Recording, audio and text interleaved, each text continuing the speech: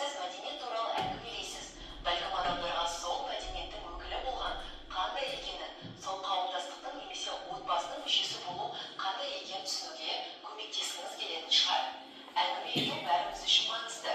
Қай жерде десеңіз де, кім болсаңыз да, естіген әрбір әңгіменің бір пайдасы тиюі мүмкін. Әркім әңгіме тыңдап, соның бір бөлігіне айналып, ой елегінен өткізе алады. Мысалы, салынып біткен ғимаратты сәулетші қалай жобалағаны туралы әңгімені естісеңіз, сыртқа шыққанда ғимаратқа басқаша қарай бастайсыз. Әңгіме айту әр мәдениетте, әр елде бар. Көптеген кәсіпқойлар сторителлингті күнделікті жұмысында қолдануға тырысады. Бір қызығы, адамдар кейде әңгіме айту сияқты қарапайым әрекеттер өте бір маңызды іс үшін қолдануға болатынын түсінбейді. Әңгіме айту әдісін сарапшылар, психологтар, әлеуметтік қызметкерлер, балалар мен жасөспірімдерге түрлі ақпарат пен қауіпсіз ортада танысуға көмектесу үшін өзара әрекеттесу және бейімдеу құралы ретінде барған сайын жиі пайдаланып жүр. Мұнда әңгіме айту оқыту емес, әңгімемен бөлісу, адамдарға сол әңгімелер туралы ойлануға және сол әңгімелермен бірге өсуге мүмкіндік беру екенін түсіну маңызды. Егер сторителлинг туралы түрлі дереккөздерді қарасаңыз, олар негізінен нақты бір салаларға, мысалы маркетингтегі сторителлингке арналған. Бірнеше жыл біз кез келген қоғамда үйлесімді және бейбіт өмір сүру үшін маңызды болып табылатын балалардың саналы азаматтық сезімін арттыру және ұлттық болмысын дамыту сияқты батыл әрі маңызды мақсат қойып, Қазақстанда сторителлинг әдісін дамыту бойынша жұмысты бастады. Мұндай жұмыс мектепте, кәдімгі сабақта ұрпақ аралық әңгімелер тәсілін қолданғанда әлдеқайда тиімдірек болады. Түсінікті ме балалар? Енді қазір осы бағытта тапсырма орындаймыз. Ең бірінші тапсырма өмір өзені, мектептегі өмір өзені дейді. Өз өміріңіздегі жағымды естеліктер мен әсерлерді бейнелейтін белгілері бар өзенді салыңыз. Мектепке дейінгі кезеңнен бастап, бірінші сыныптан бастап кезеңдер бойынша көрсетуге болады. Немесе Қазақстандағы өміріңізді, немесе мектептегі өміріңізді негізге алыңыз.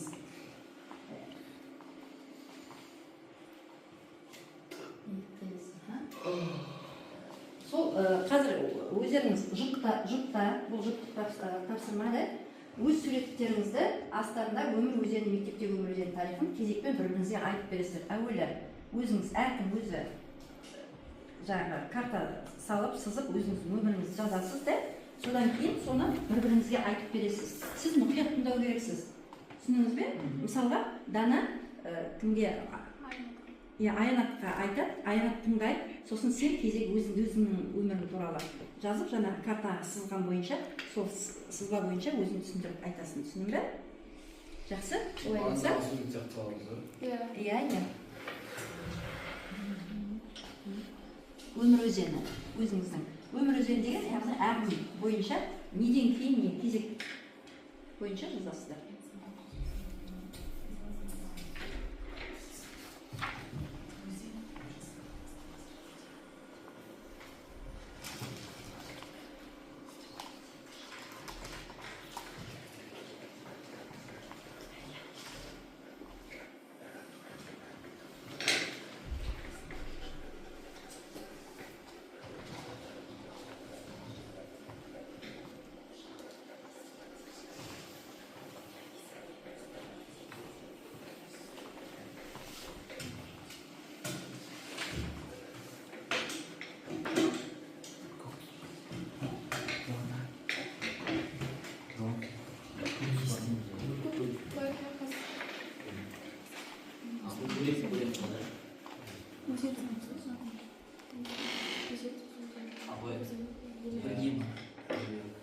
Бөлек сосын бір-біріне түсіндіресіздер.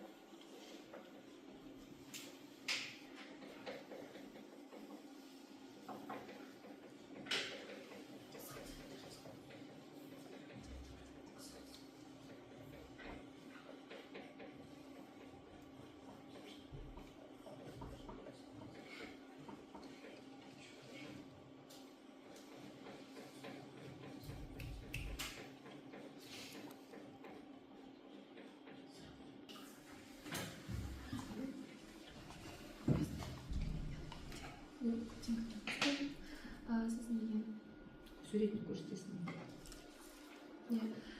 содан кейін менің өмірімдегі ең қызықты жаңағы оқиғалардың бірі, менің өміріме үлкен мүмкіндік сыйлаған оқиғалардың бірі бұл осы абай гимназия ошағына түскенім болды. Бұны маған анамның айту бойынша түсіп келдім. Одан кейін интернат бәрімізді тоғыстырған, осы ең қызықты сәттерге толы біздің жылы ортамыз, жылы үйіміз, интернатымыз. Осы интернат менің өмірімдегі ең жылы мектептердің бірі болып қалғаны сөзсіз. Одан кейін мен осында бір қызықты ақпарат айтатын болсам, мен мысықтарды өте қатты жақсы көремін. Мысықтар деген кәдімгі мысықтар үшін жанымды беруге дайынмын. Иттерден қатты қорқамын. Өйткені бір күні мен деген өзімнің сіңліммен бірге қалада серуендеуге шыққан кезде артымнан велосипедтің артынан ит қатты қуған кезде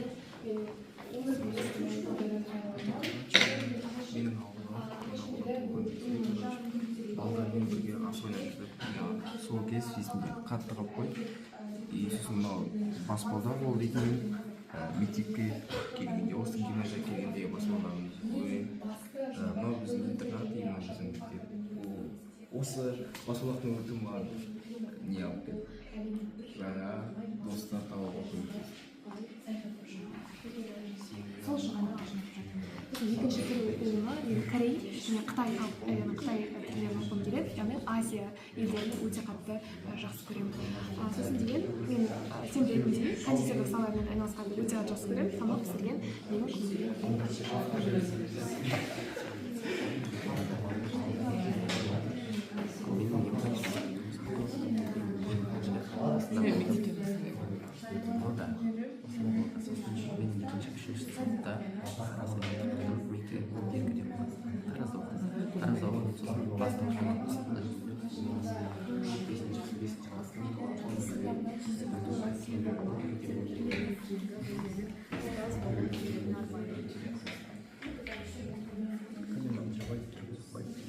Потом, например, начнем можно слайд.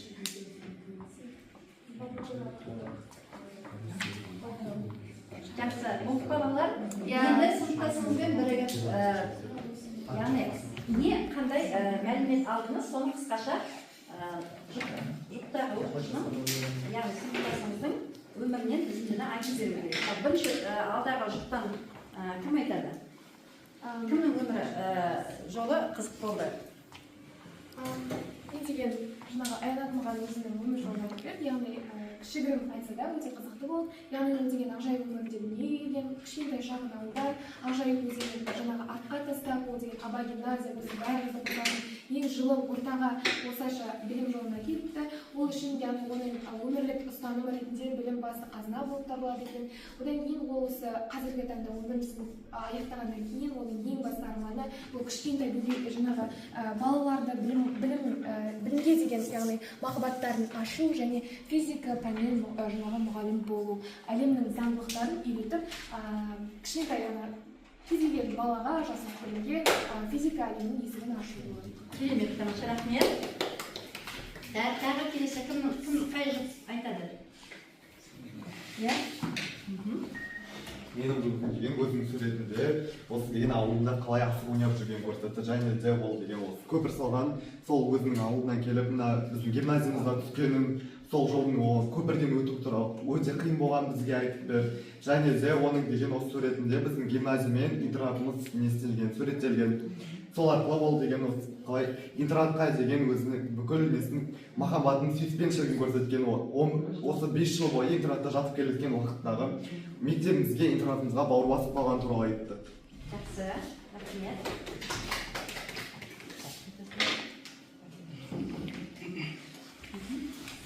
Маған Қаниданың әңгімесі ұнады. Қанида кішкентай кезде қыз болған екен. Яғни балабақшадан қашып, оның балабақшасының қасында көршісі жездесінің үйі болған. Сол балабақшадан қашып, сол жездесінің үйіне барып, сонда жезделермен ойнайтын екен. Сосын ол, яғни оның еске алған сәттері мамасының оған гүл бергені, сосын өзінің қасындағы құрбылары және құда баласы, сосын осы мектепке барып, осы гимназияға қалай түскені жайлы айтады. Маған Үміттің айтқанынан оның мектептердің қалай ауысқаны және қалай дамығанын айтқаны ұнады. Себебі ол ең бірінші кәдімгі өзінің тұрғылықты жеріндегі мектебінде оқыды және де одан кейін лицейға ауысты және де осыдан кейін біздің гимназияға келіп осы қазір 11-ші класста бізбен оқып жатыр екен. Маған осы үміттің айтқаны ұнағаны ол өзінің басынан әрбір сыныпта әр жылы өзінің оқиғасы қызық болған, әр жылда есіне сақтап жүр. Өте керемет оқиғалар болған екен, сол ұнаған. Рахмет, керемет таныстырдыңыздар. Жақсы, енді бұл жаттығу сіздерге қандай сезімдер тудырды балалар? Ностальгия деп жылулық берді, да? Сіз үшін қандай негізгі тақырыптар, қырлар ерекше болып көрінді? Және неге? Қандай тақырыптар? Маған ерекше болғаны ол барлығының өміріндегі Абай гимназиясының біздің өмірімізге тоғыстырып келгені, да? Барлығымызды тоғыстырамыз Абай гимназиясы, сондықтан бәріміздің жүректерімізге ең ерекше қалдырғаны бұл біздің әрине гимназиясы. Өте жақсы. Өзіңіз үшін қандай жаңалық аштыңыз? Кім айтады? Жаңа достар. Жаңа достар. Бүгінгі жаңа бір-біріңізбен өмірлеріңізбенен бөліскенде өздеріңіз үшін не аштыңыз? Әр адамның өмірлік жолы әркімде әртүрлі, әр адамның ойында өзінің әрдайым жүрегінде сақтайтын ерекше оқиғалары бар және ешқашан, яғни әр адам жеке тұлға, оның өмірі бір-бірімен ешқашан ұқсамайды. Рахмет. Керемет. Енді қазір екінші тапсырманы орындамас бұрын әркім өзінің орнын алып, мына жерге шеңбер жасап отыра қалайық. Екінші тапсырманы орындау үшін. Кімнің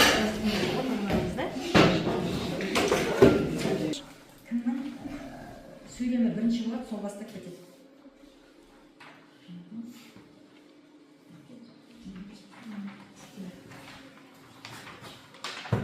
Енді қолдарыңыздағы суретке қарап, бір-бір сөйлемнен Қазақстан туралы, менің Қазақстаным туралы мәтін құрастырайық. Әрқайсыңыз бір-бір сөйлемнен. Кәне, кім бастайды? Және мәтініміз өте сондай позитивный дейді ғой, махаббатқа толы, жылулыққа толы болу керек, да? Біздің суретімізде сондай әсер қалдыратындай суреттер. Келісесіздер ме? Иә, кім бастайды? Сіздердің ойларыңызша кімнің суреті ең басты?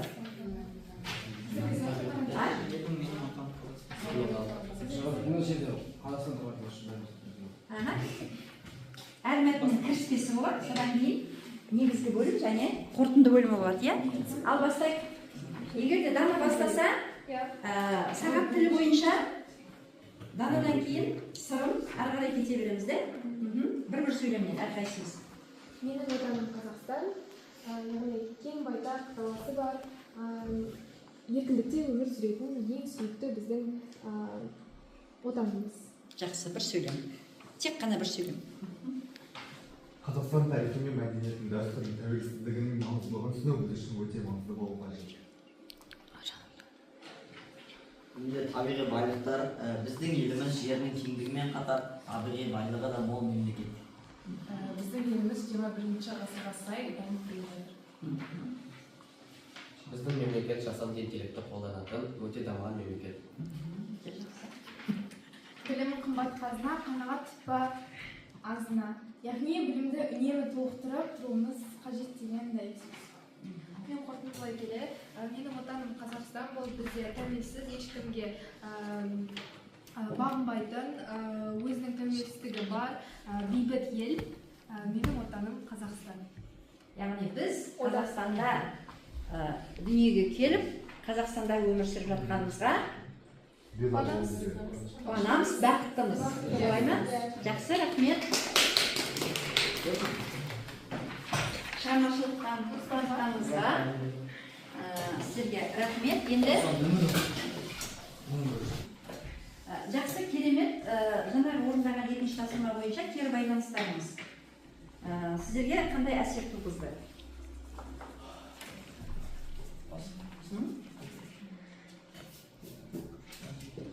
Яғни бізде оқығаның жалпы әсері бізде Қазақстан біздің өзіміздің туған жеріміз, отанымыз туралы айтылған еді.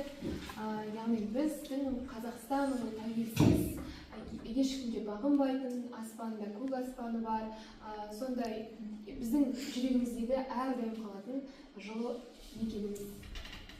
Жақсы, рахмет.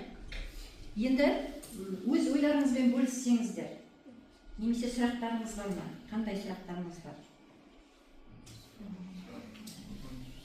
Жақсы. Яғни бұл әдіс сіздерге ұнады ма? Қандай деп айтылатын еді жаңағы әдіс? Жақсы.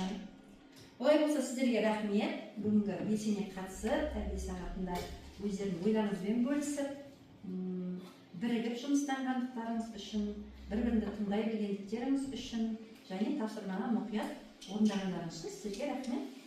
Сабағымыз аяқталды. Қош, сау болыңыздар.